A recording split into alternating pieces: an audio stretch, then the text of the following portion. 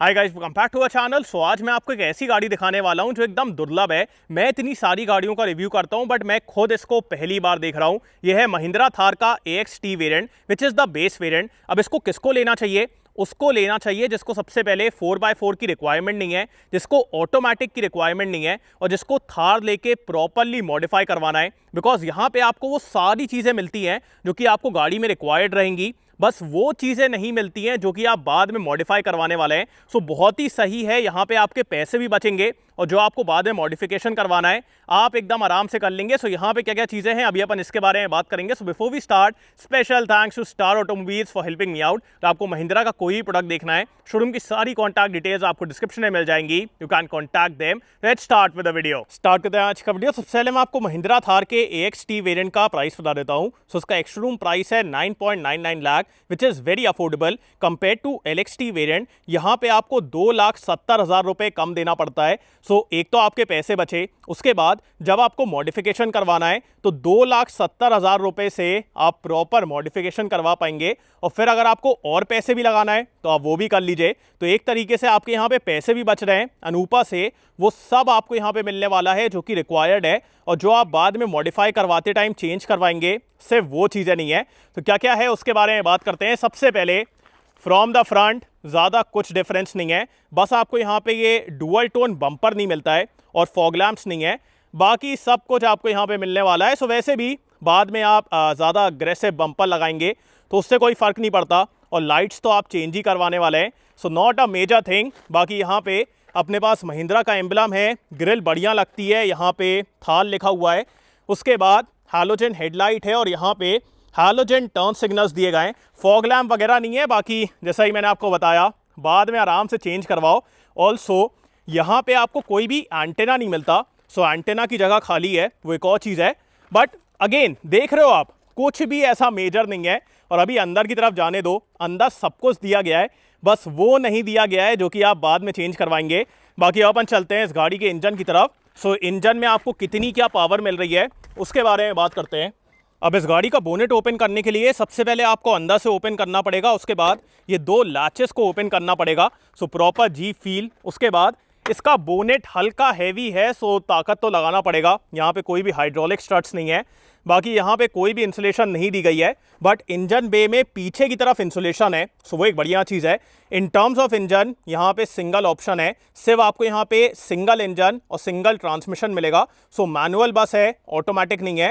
And here we have the 1.5 litre D117 CRD diesel engine. ये produce करता है 117 horse power and 300 newton metre का torque. So same engine है जो कि अपन RWD में देखते हैं, सो वही वाला इंजन है। टॉर्क वगैरह काफ़ी अच्छा है।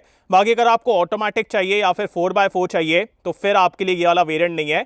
अगर आपको रियर व्हील ड्राइव में मैनुअल चाहिए और मॉडिफाई करना है then this is the variant for you.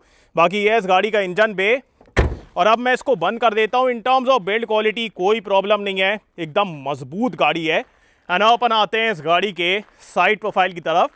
Yes, side से आपको लगेगा कि कुछ चीज़ें यहाँ पे मिसिंग है, but that is the main point. जब आप आगे चल के मॉडिफाई करवाएंगे तो आप अपने हिसाब से करवाइए, आपको कोई कंपनी के साथ रिस्ट्रिक्टेड रहने की ज़रूरत नहीं है। जो भी आपको करवाना है आप बाद में करवा सकते हैं। बाकी चलते हैं अपन इसके व्हील्स की तरफ। सो यहाँ पे आपको स्टील व्हील्स मिलेंगे विद दीज बिग व्हील्स। यहाँ पे आप देख रहे हैं क्या बढ़िया साइज़ है। प्रोफाइल के बारे में बात की जाए सो इट्स 245/75 R16 और बाद में आप अलॉय व्हील तो लगवाने ही वाले हैं, so not a major thing. बाकी यहाँ पे टर्न सिग्नल दिया गया है। उसके बाद यहाँ पे थार का बैज, जो अपना साइड स्टेप है ये बेसिक वाला है, जो ऊपर वाले मॉडल में ज़्यादा बेटर आता है वो यहाँ पे नहीं है, बट बाद में आप चेंज करवा लेना, नॉट अ मेजर थिंग। यहाँ पे थार लिखा हुआ है। उसके बाद यहाँ पे की होल एंड ऑल। पीछे की तरफ RWD का बैज है, इसको अगर आपको 4x4 करवाना है तो करवा लेना, not a major thing. And अपन आते हैं इस गाड़ी के रियल लुक की तरफ। रियर से भी आप देख रहे हैं बढ़िया दिखती है, like once you will modify it एकदम कमाल की दिखने वाली है। Compare to the higher variant यहाँ पे आपको वाइपर एंड वॉशर नहीं मिलेगा, सिर्फ डिफॉगर दिया गया है। और यहाँ पे कोई भी रियर कैमरा नहीं है, बट वो सब आप बाद में लगवा सकते हैं। बाकी नीचे की तरफ पार्किंग सेंसर्स हैं और यहाँ पे LED टेल लाइट है विद दिस थार बैज। सो ये था इस गाड़ी का एक्सटीरियर। कैसी लग रही है मेरे को कमेंट से बताएं। एंड अपन चलते हैं अंदर की तरफ, बट उससे पहले proper full size spare wheel है जैसा अपन थार में देखते हैं। एंड उसके बाद आपको बूट ओपन करने के लिए इसको ओपन करना पड़ेगा, उसके बाद आप इसको ओपन करेंगे।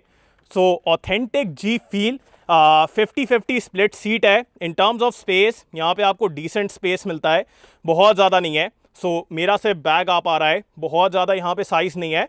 बट अगेन थार उतनी कोई प्रैक्टिकल व्हीकल तो है नहीं, तो उतना फ़र्क पड़ना नहीं चाहिए। और इसके नीचे ज़्यादा कुछ नहीं है, यहाँ पे ये पूरा रोल केज वगैरह दिया गया है।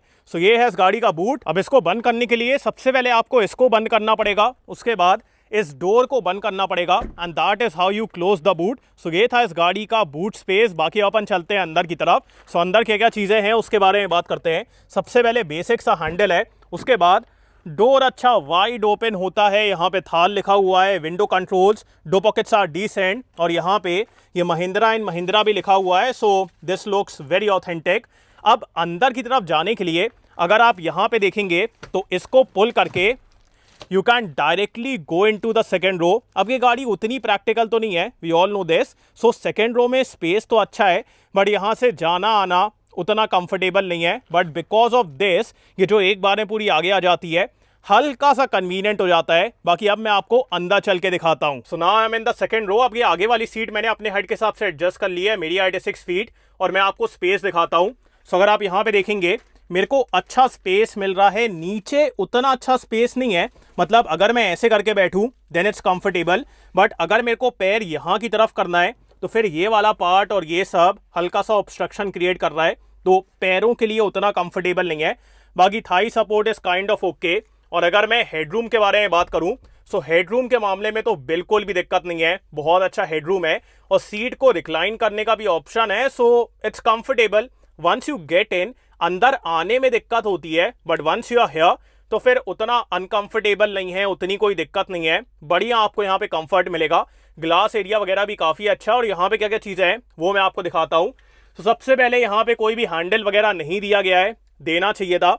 बाकी यहाँ पे magazine holders, then we have the rear AC went.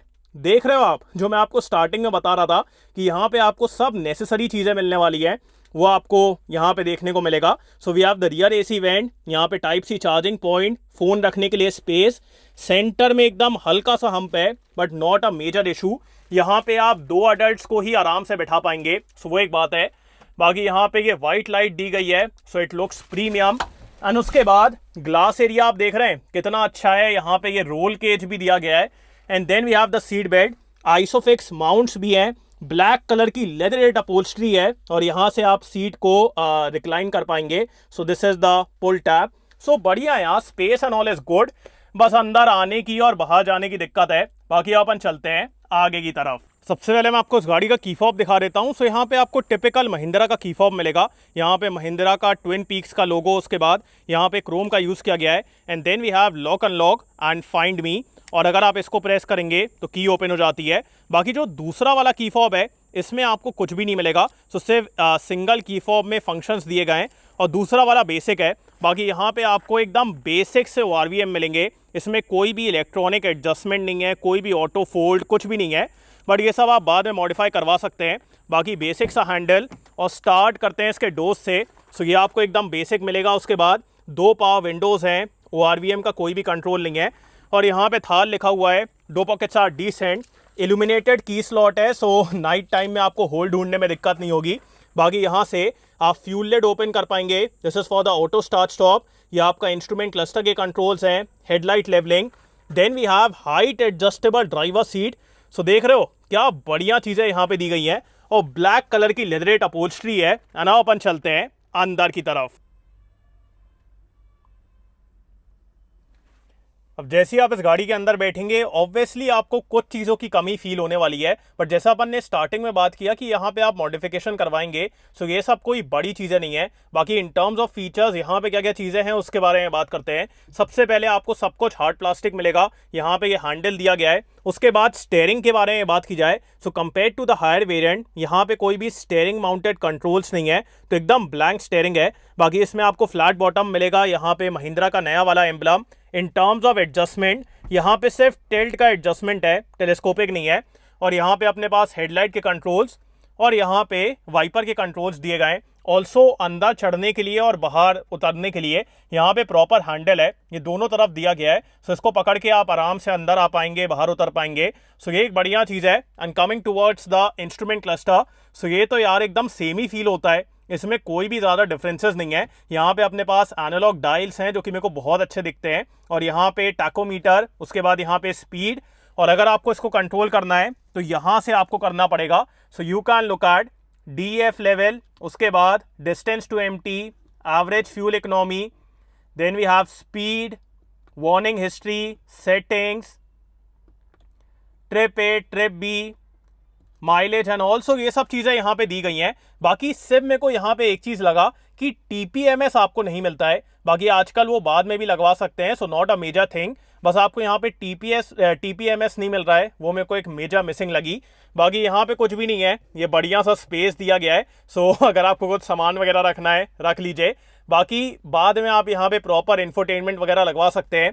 In terms of speakers, यहाँ पे कोई भी स्पीकर वगैरह नहीं है, सो स्पीकर वगैरह भी आपको प्रॉपर बाद में लगवाना पड़ेगा। बाकी यहाँ पे ये carbon fibre finish, then we have manual AC controls same like the top end variant, and उसके बाद यहाँ पे hill descent control, traction control, hazard light के लिए, then we have this lock unlock.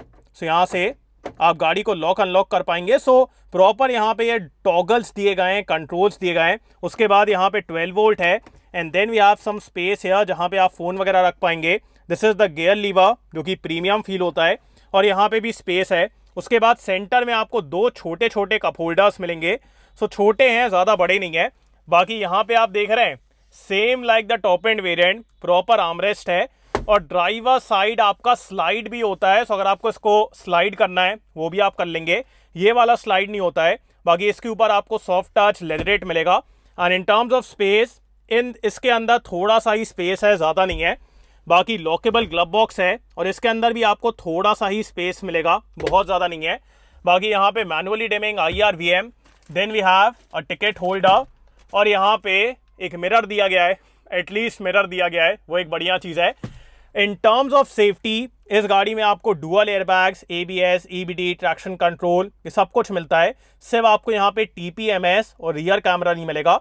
सो यही चीज़ें मिसिंग है, बाकी एकदम बढ़िया है। बाकी अब बात करते हैं कि आपको ये वाला वेरिएंट लेना चाहिए कि नहीं। सो गाइस, जैसा मैंने आपको स्टार्टिंग में बताया, अगर आपका थार लेने का मन है और आपको थार में 4x4 की रिक्वायरमेंट नहीं है, ऑटोमेटिक की रिक्वायरमेंट नहीं है, और आपका ये कंफर्म है कि आपको थार लेके प्रॉपरली मॉडिफाई करवाना है, जो कि बहुत सारे लोग करवाते भी हैं, फिर मैं कहूँगा ये AXT वेरिएंट आपके लिए है। Because compare to LXT variant, यहाँ पे आप 2,70,000 रुपये बचाएंगे, जिसमें आप कमाल के मॉडिफिकेशन करवा सकते हैं। एंड उसके बाद आपको एक ब्लैंक कैनवास मिल रहा है, आपको कोई भी चीज़ वेस्ट करने की ज़रूरत नहीं है। जो भी आपको यहाँ पे मॉडिफिकेशन करवाना है आप बढ़िया तरीके से करवाइए। एंड उसके बाद जो चीज़ें यहाँ पे दी गई हैं वो बहुत सही है, बिकॉज सेंटर का आर्मरेस्ट कंपनी फिटेड, उसके बाद जो बाकी चीज़ें हैं एकदम बढ़िया है। ये बाद में करवाने में उतनी अच्छी फिनिशिंग नहीं आती है। सो ये सब आपको कंपनी देने वाली है, रियर का AC went, armrest, all of that. और जो चीज़ें आपको बाद में करवाना है, alloy wheel, proper system and all, speakers and all, तो वो सब आप बाद में करवाइए। सो बहुत ही कमाल का वेरिएंट है। बाकी ये बहुत मुश्किल से मिलता है, उतने आराम से मिलता नहीं है। सो वो एक चीज़ है। बाकी आपको ये गाड़ी कैसी लगी मेरे को कमेंट से बताएं। So thanks for watching guys, hope you like this video. इसको लाइक कर देना, सब्सक्राइब करना, बेल आइकन दबा देना, एंड कमेंट डाउन बिलो आपको कैसा लगा। And so next video, bye.